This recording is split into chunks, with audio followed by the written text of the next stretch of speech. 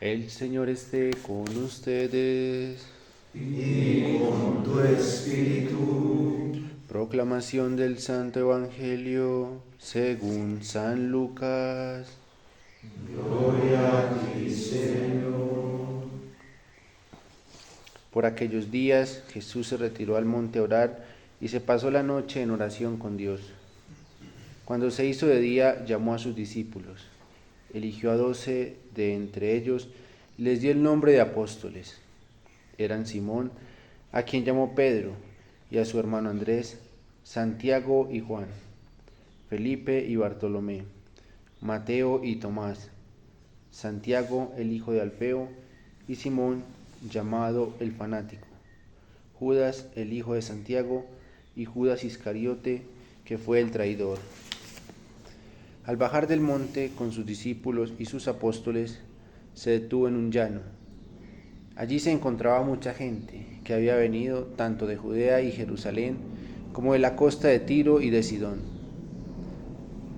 Habían venido a oírlo y a que les curara de sus enfermedades, y los que eran atormentados por espíritus inmundos quedaban curados.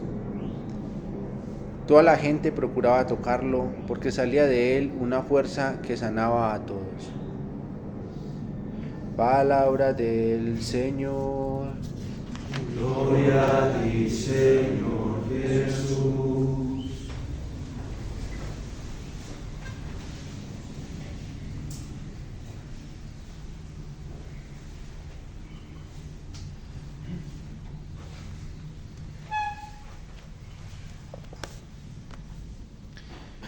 Después del daño tan grave que le hizo el pecado a la institución del designio de Dios, el designio de amor, que empezó con una familia humana, Adán y Eva, y que Dios había destinado para la plenitud, para que ellos participaran de la felicidad, de la gloria que vivían ellos como familia en la Trinidad, el Padre, el Hijo, en el Espíritu Santo, y comunicó esa gracia a Adán y a Eva para que se multiplicaran y expandieran toda esta gracia en toda la tierra por los dos fines, el unitivo, que es la comunión plena con Dios, y el fin procreativo, que es la extensión de ese amor por la generación humana.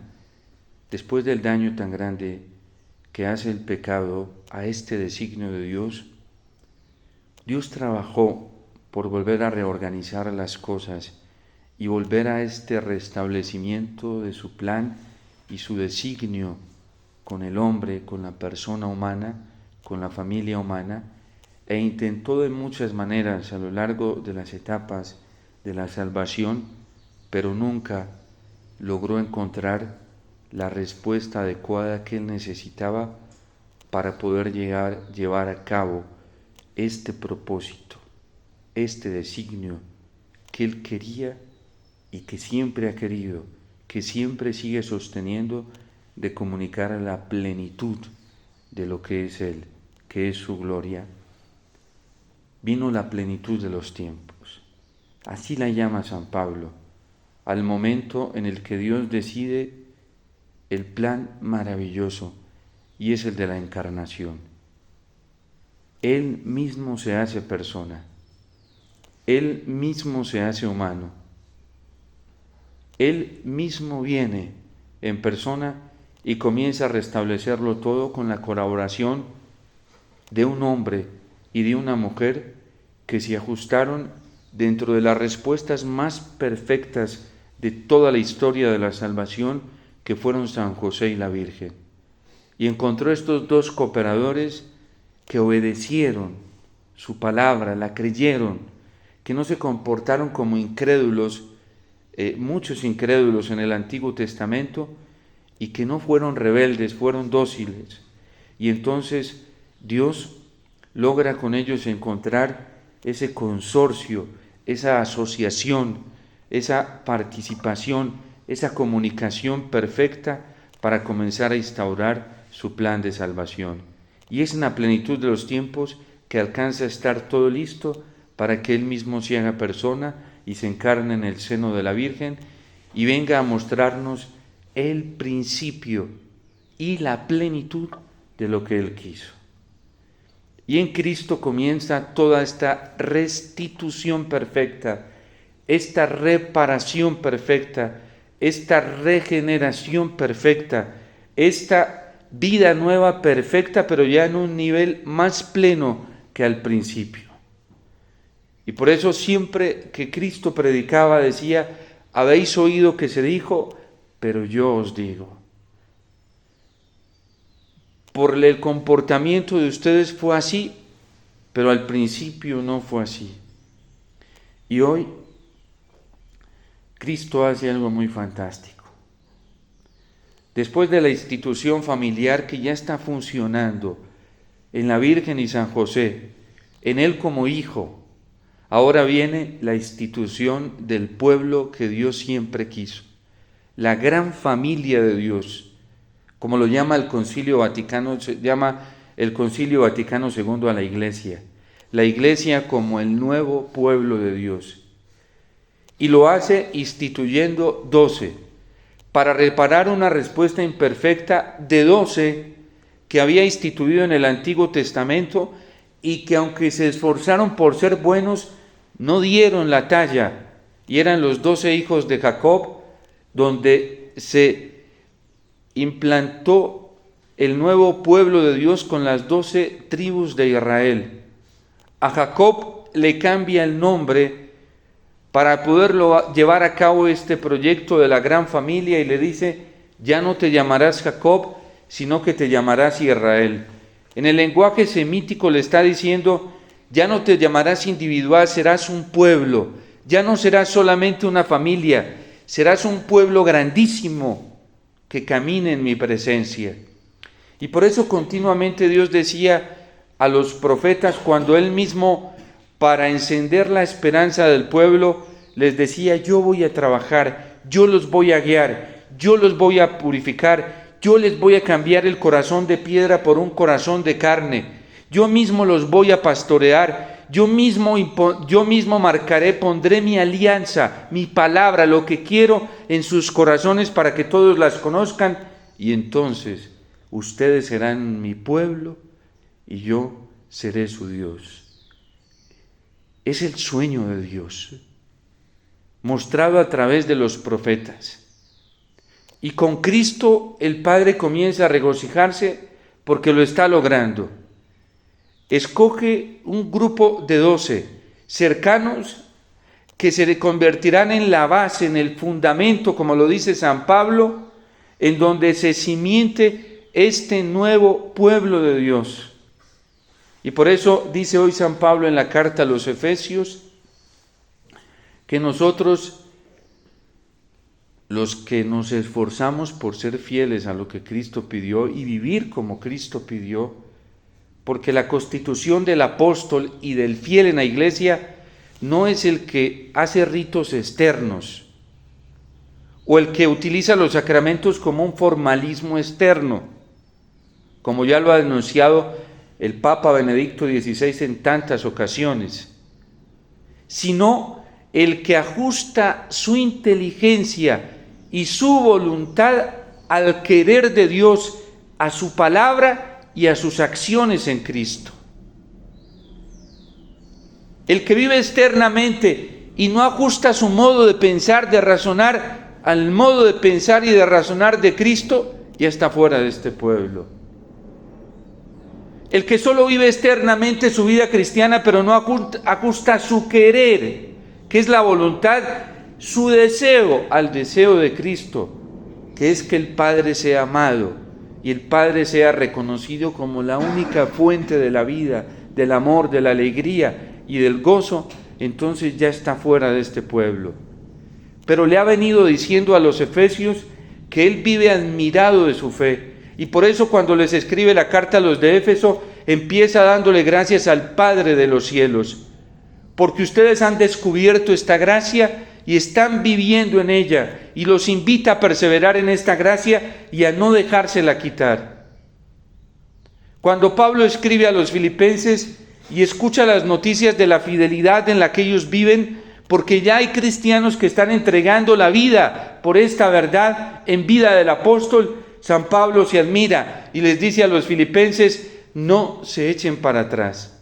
Yo sé que sufren, yo sé que tienen pruebas y tribulaciones, pero tienen que saber que esto es un regalo y una oportunidad para llegar a la plenitud de la vida. De hecho, cuando escribe la carta tanto a los efesios como a los filipenses, está en la cárcel. Y a los filipenses les dice, estén alegres en el Señor.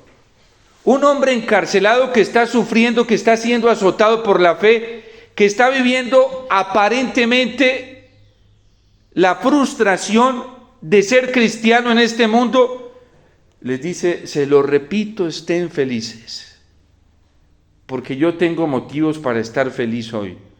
¿Y cuáles son los motivos por los cuales San Pablo está feliz? Porque está padeciendo por el nombre de Cristo y lo considera un honor, lo considera un regalo inmerecido. Yo, el prisionero de Cristo. Y hoy a los efesios les dice, ustedes son conciudadanos de esta gran familia, de este gran pueblo, porque han ajustado su modo de pensar al modo de pensar de Cristo, porque han ajustado su modo de querer, el deseo, lo han ajustado al deseo de Cristo. Y por eso ustedes están cimentados sobre el cimiento de los apóstoles. Tanto ajustaron los apóstoles su modo de pensar al pensar de Cristo, su modo de querer al querer de Cristo, que derramaron la sangre por ser fieles a esto que pensaban y a esto que querían. Perdieron todos los bienes en este mundo, hasta el bien de la propia vida. Y hoy celebramos a los santos Simón y Judas como mártires. Por eso la iglesia se viste de rojo, pero no como fracasada. Para la iglesia el martirio es la gloria más alta, el regalo más grande que Dios puede concederle a ella en sus hijos. Como la madre de los macabeos, cuando son capturados y ve que están sufriendo todo tipo de azotes y suplicios por ser fieles a Dios, ella comienza a animarlos. Y después dejan el más pequeñito de último, porque la madre siempre va volcada al más frágil, al más vulnerable, para hacerlos echar hacia atrás. Y al más pequeñito de todos, el verdugo, que es el mismísimo diablo, esperando a ver si ella va a claudicar, le dice que lo motive para que desista, para que apostate, para que renuncie a su fe, y ella en su lengua materna comienza a animarlo. Y le dice, no fui yo el que te cree, no fui yo la que te cree, no fui yo la que te di la vida, no fui yo la que formé tus miembros, porque era una mujer consciente de lo que decía la palabra de Dios. Fue Dios, y a Él le debes entregar tu vida, y por Él debes ser fiel. No fui yo la que te puse en mi seno, fue Dios. Y por eso no te dejes corromper por este malvado, que después es la conciencia que ella tiene, después nos encontraremos en el cielo. Y este pequeñito así entregó a sus 7 hijos. Y así la iglesia nos motiva a nosotros. Y por eso estamos cimentados sobre este cimiento de los apóstoles, en un tiempo donde la prostitución de la fe es real dentro de la iglesia. A nosotros los cristianos nos queda un camino fabuloso, y es el camino de entregar nuestra vida. La Lumen Gentium del Concilio Vaticano II, cuando habla de la índole escatológica de la iglesia y nos pone a pensar en el cielo, nos motiva y nos dice que el martirio es el testimonio más supremo del amor por Cristo, del amor por Dios, del amor por los hermanos, y nos motiva a ello. Y aunque la Lumen Gentium reconoce que es un don para algunos, dice, todos debemos vivir preparados para esa entrega, para ese testimonio, como lo hizo el cimiento de nuestra fe, que fueron los apóstoles. Por ello ellos son creíbles. Los que estamos en la tierra todavía no somos creíbles del todo, hasta que no demos testimonio. La gente hoy está muy ciega porque hace depender la fe de los miembros de una iglesia que apenas es peregrina en este mundo.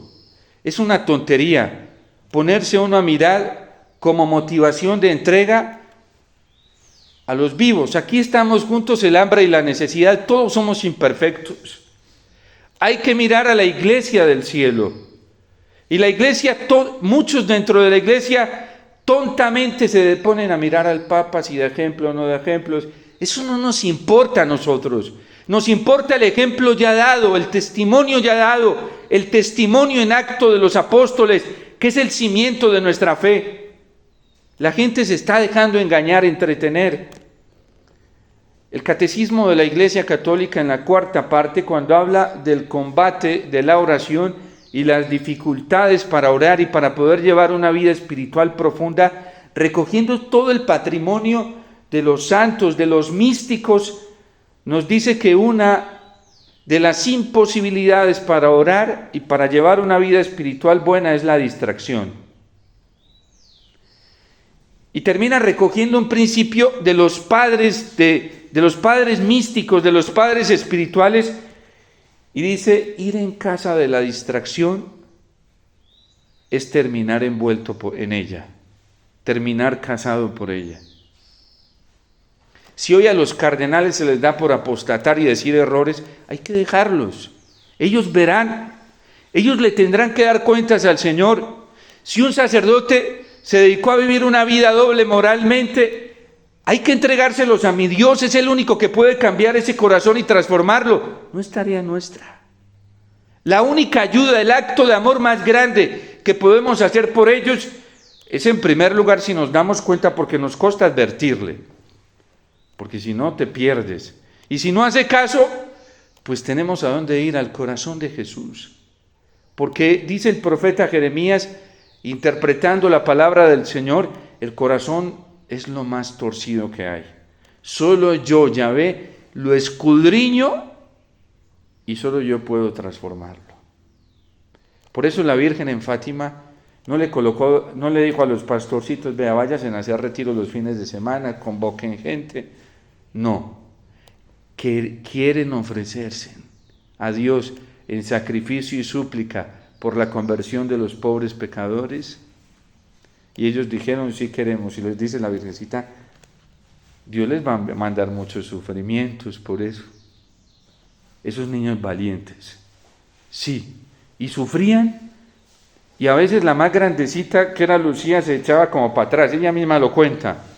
Y Francisco era el que las motivaba a todas. Y Francisco y Jacinta, la más chiquitica. Es que nos prometieron el cielo, le decían a Lucía. Nos van a dar el cielo. Tanto que Lucía entró en una crisis y no quería ya ir a verse más con la Virgen, porque cada que iba a verse con la Virgen le traía problemas con su misma mamá. Su mamá le decía que era una mentirosa, que era una fanática, que ella se había inventado todo eso.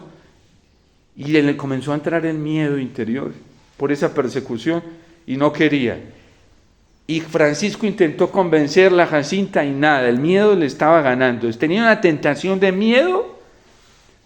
Y llega Francisco y le dice a Jacinta: vámonos a hacer una vigilia por Lucía. Y se fueron a hacer penitencia y vigilia toda la noche para que Lucía no claudicara. Y al otro día Lucía dijo: bueno, vamos, sin saber que ellos habían hecho vigilia. Vamos donde la Virgen. Y hoy son santos, dos de ellos. Lucía es sierva de Dios, en camino hacia la santidad. Algunos seguramente dentro de la iglesia no les gusta mucho eso, que ella llegue a ser santa, porque eso significa mucho para la iglesia. Como todavía hay mucha repulsa a lo que Fátima vino a recordar, porque Fátima no trajo nada nuevo, es lo del Evangelio. Y por eso la única forma de entrar en este nuevo pueblo, en esta nueva familia, en este nuevo designio amoroso de Dios, es la conversión. Y como Fátima vino a pedir la conversión, así radicalmente, sin tapujos, a muchos sacerdotes, obispos, teólogos dentro de la iglesia no les gusta mucho eso, se sienten regañados. En cambio hay algunos humildes en la iglesia que cuando los llaman a la conversión se sienten beneficiados y ven eso como una gracia de Dios, como una oportunidad en su misericordia. La soberbia no lo aguanta. El corazón humilde que necesita la paz, el amor del Señor, que necesita su gracia, lo ve como un auxilio de la misericordia de Dios. Y así comenzaron a caminar los apóstoles, hasta que dieron testimonio de esto con una conversión radical, ya a la perfección y a la santidad. Y todos dieron testimonio y por eso son creíbles. ¿Cuándo va a ser creíble para nosotros el Papa Francisco? Cuando dé la vida por esto. Como lo hizo Benedicto XVI y lo han hecho los otros papas. Ahorita estamos todos aquí como en un espejo, ayudándonos unos a otros.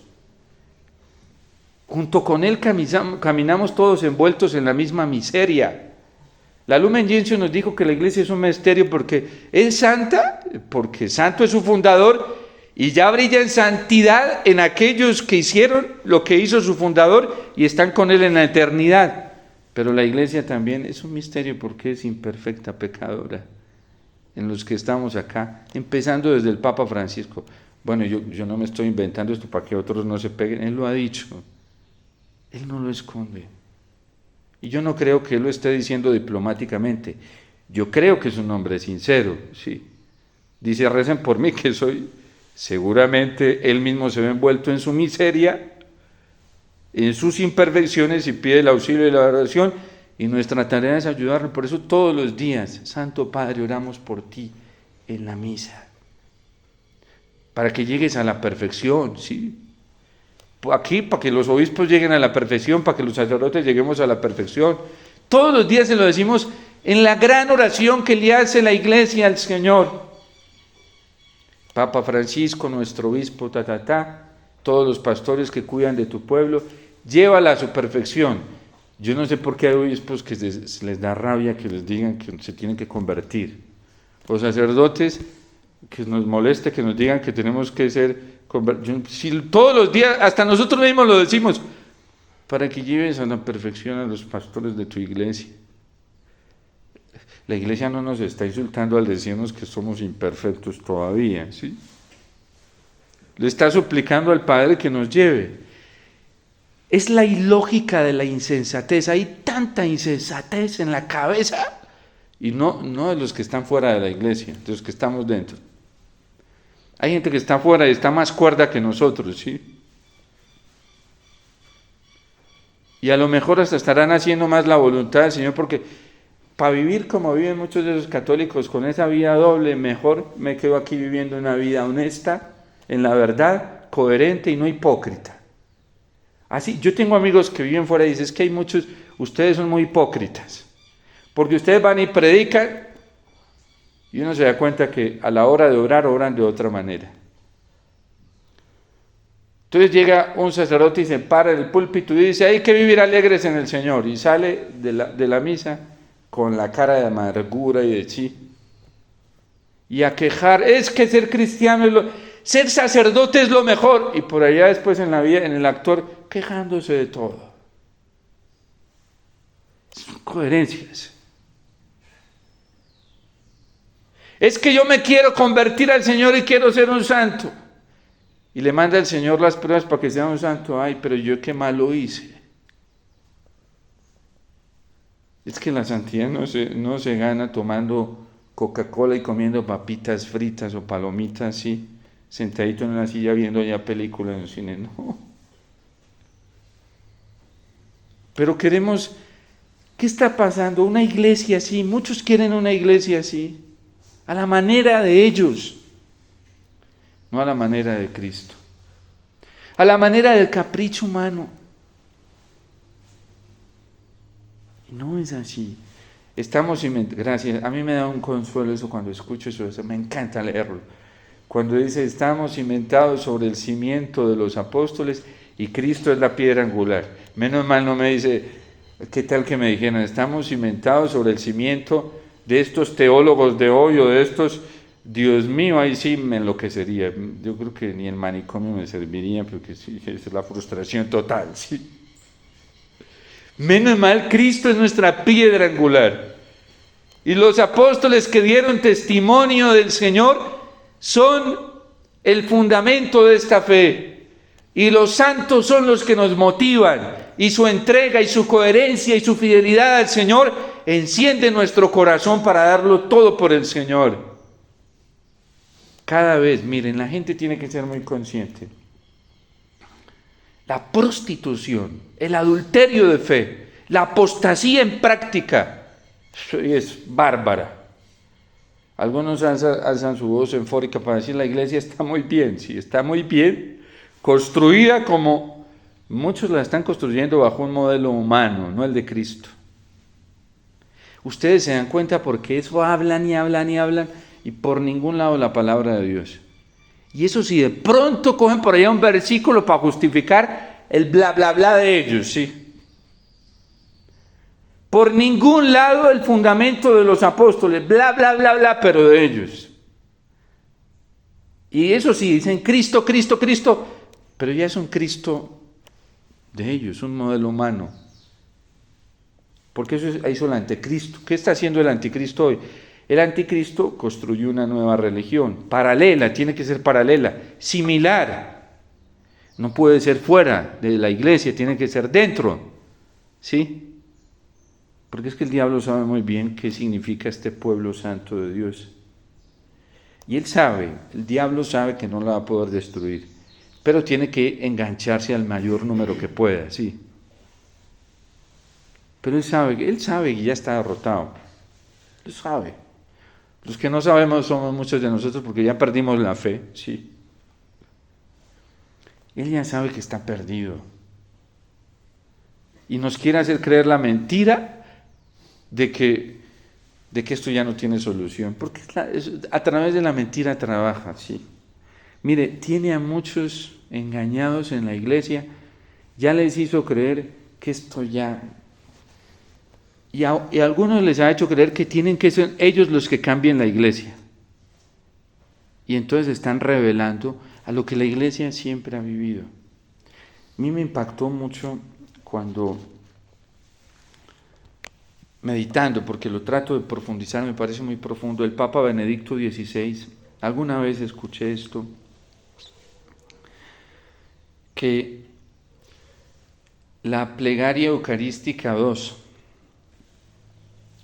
que eso hacía parte de un master plan de la masonería, bueno, las plegarias eucarísticas después del Concilio Vaticano II. Y yo hasta estaba cayendo en la tentación, no caí gracias a Dios, pero ya me estaba aporreando la tentación de creer que eso era verdad, ¿sí? Porque antes se utilizaba el canon romano, la plegaria eucarística número 1, a mí no me tocó esa época, pues, soy viejito, pero pues no hasta allá, ¿sí? Y no porque seguramente fue un momento muy lindo para la fe, como se vivía la Eucaristía, el rito tridentino, seguramente era muy lindo. Nunca he podido participar en una Eucaristía de esas, no porque tenga nada así, nunca. Bueno, porque el Señor me pide tanto en lo de Él que... Pues. Y entonces muchos comenzaron a decir, no, ya el diablo destruyó la liturgia con el Concilio Vaticano II. La destruyó la liturgia con la reforma litúrgica de la Sacrosanctum Concilium. Y yo digo, pero esta gente no leen la constitución normativa de la Sacrosanctum Concilium, ¿o qué? ¿Saben qué dijo el concilio? Que para poder quedar vinculados a la celebración, teníamos que tener una participación consciente. Usted puede celebrar en rito tridentino o en el rito que quiera, y si usted no es consciente de lo que está haciendo, aquí adentro en el corazón, eso no le sirve de nada. El concilio lo que fue muy exigente. Y lo dijo, que no tenga una participación consciente desde el ministro hasta todos los fieles. no está vinculado a la celebración. Participación activa. Para que tenga una participación consciente, uno no puede estar en plena celebración eucarística pensando en otras cosas de afuera o en uno mismo. La conciencia que nos pide la Sacrosanctum Concilium es que el centro es Cristo, Cristo y solo Cristo. Y no debemos estar pensando en nada más, ni entreteniéndonos en nada más.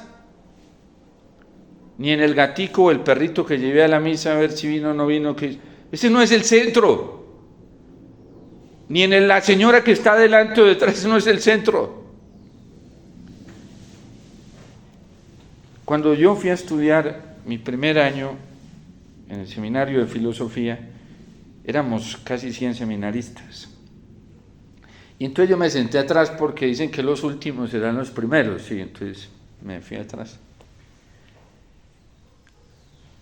Esa Eucaristía, no sé si fue el primero o segundo día, para mí fue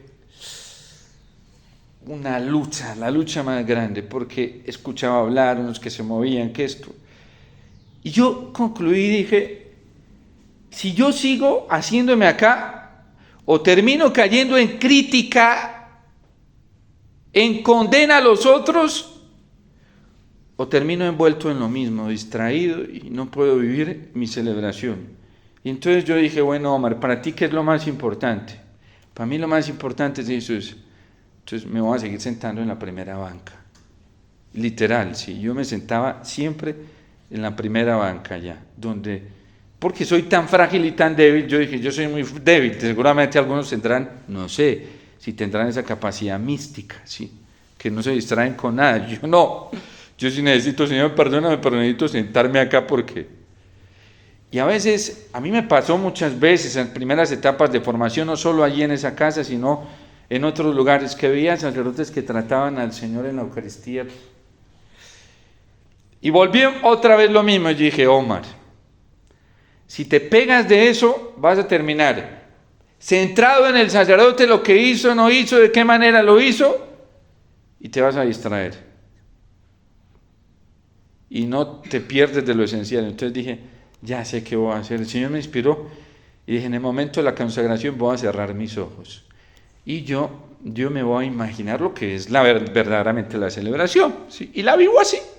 Y así me dio la gracia el Señor hasta que fui sacerdote, ¿sí? Yo ni me daba cuenta, ¿sí? De que como yo igual tenía que participar en la celebración, yo, desde mi corazón, aunque no voy con mis manos y lo cojo, yo sí trato de tratarlo, ¿sí? La distracción es un obstáculo para uno crecer en la vida espiritual. Uno va a orar y se le viene Raimundo y todo el mundo, menos Cristo.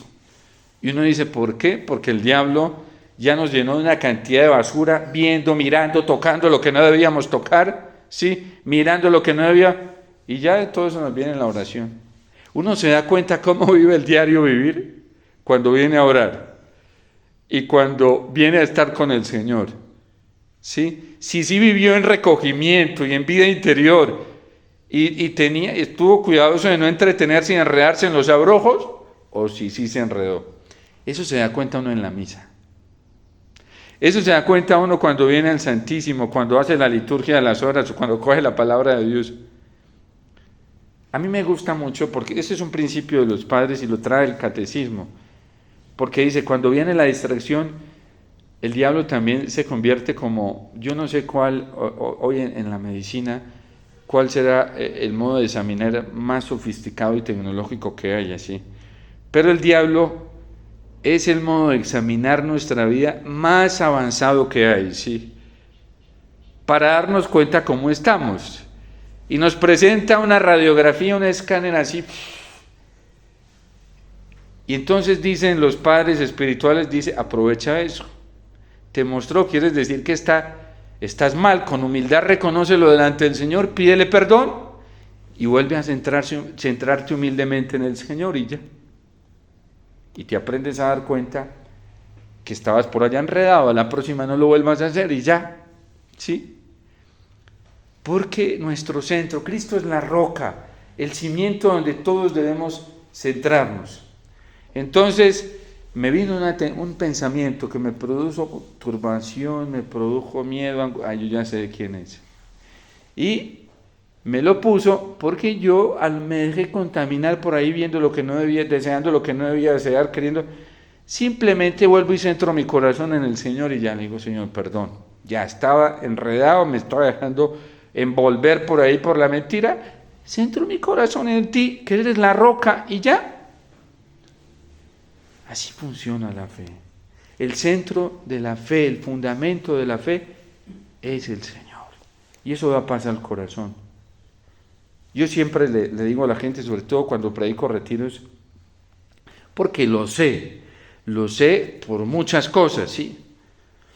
Y entonces, cuando estamos ante el Santísimo, estamos haciendo alguna oración, yo les digo, bueno, estamos en la presencia del Señor, nos ponemos pongan su manito derecha en su corazón, porque la relación con el Señor es del corazón. A la gente le cuesta orar desde adentro, todo lo que ora la mayoría de la gente contamina desde la cabeza.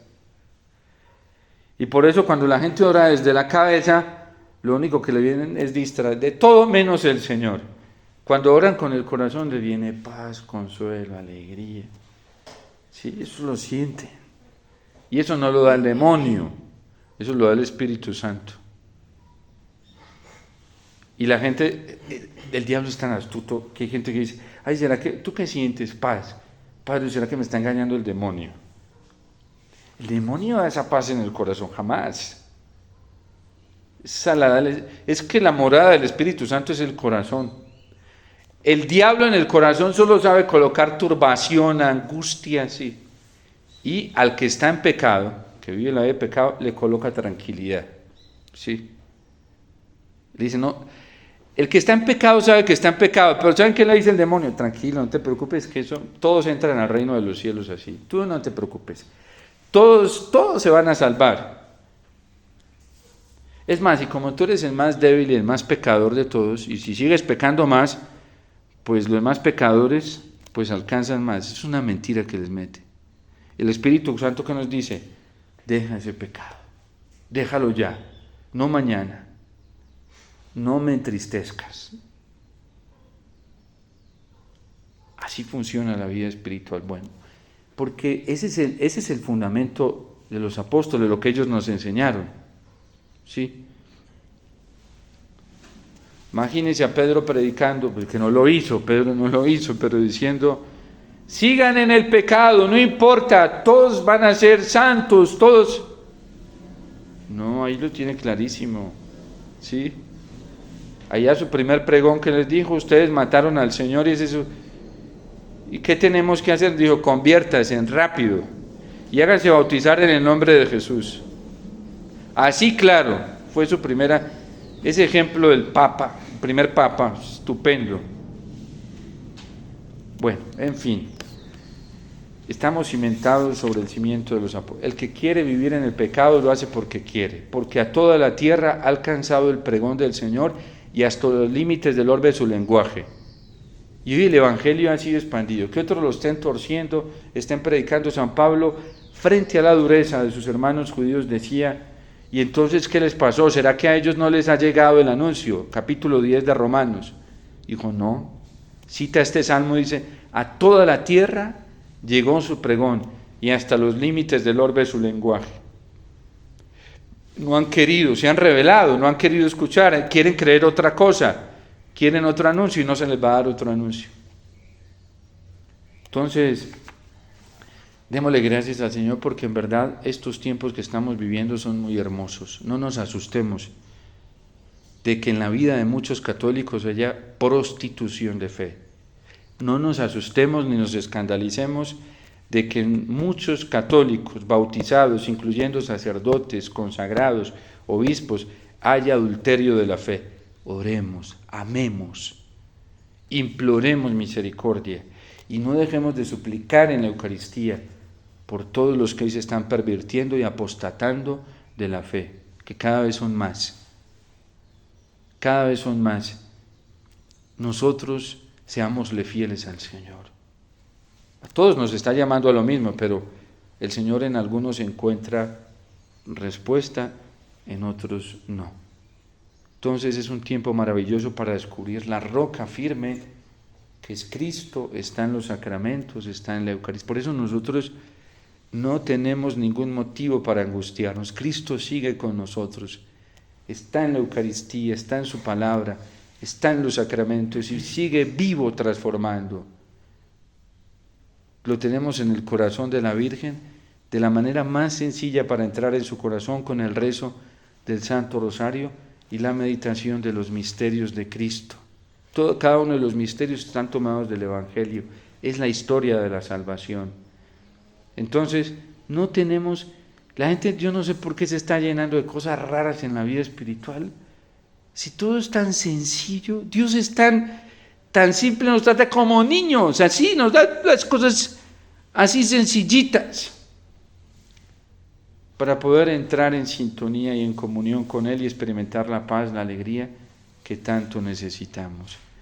No nos distraigamos, que hoy hay demasiada distracción, y ponerse uno a dialogar con la tentación o a mirarla o a escucharla es terminar envuelto en ella. Si hay gente y hay obispos y hay teólogos y hay sacerdotes que se están pervirtiendo, eso es una distracción. Nosotros tenemos que mirar a Cristo, es la roca angular. Tenemos que mirar a los apóstoles, a los santos que ya brillaron, dieron testimonio, fascinantes. Y allá no nos entretengamos. Y por nuestros hermanos que caminan con nosotros, hay que orar unos por otros para que el Señor nos ayude. A los que ya se han dejado enceguecer, para que les dé la luz. Y si nosotros tenemos algo de ceguera, que nos la dé también rápidamente, porque Él es el sol que ha venido a iluminar toda tiniebla. Y no tengamos miedo. El miedo no viene de Dios, y si lo experimentamos hay que desecharlo rápidamente con la fe en Cristo. Este es un tiempo para experimentar la presencia viva del Señor que nos fortalece, y repetir una y otra vez como San Pablo: todo lo puedo en Cristo que me fortalece. Y escucharle a Él que nos dice: estén alegres y felices en el Señor. Se lo repito, estén alegres en el Señor.